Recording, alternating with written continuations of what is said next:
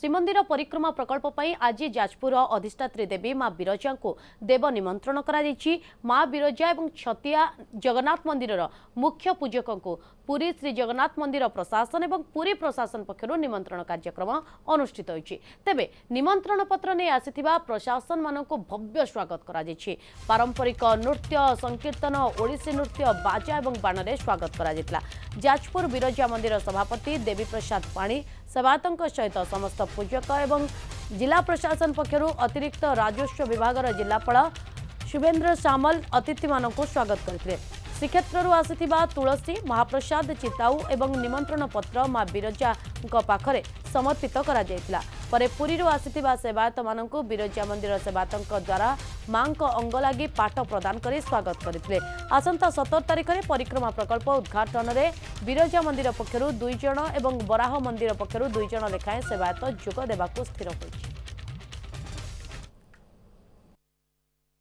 बड़ा सौभाग्यर कथा आनंदर कथा मध्य सरकार आसवे सरकार जीवे कि बर्तमान चलित सरकार जो निष्पत्ति नहीं पुरी मंदिर प्रकल्प रे सारा भारत वर्षर सबू मंदिर मान निमंत्रण करवा ये गोटे निरा परंपरा सृष्टि करुच्ची। विगत दिन में एमती परंपरा हूँ निश्चित रूपे थिला।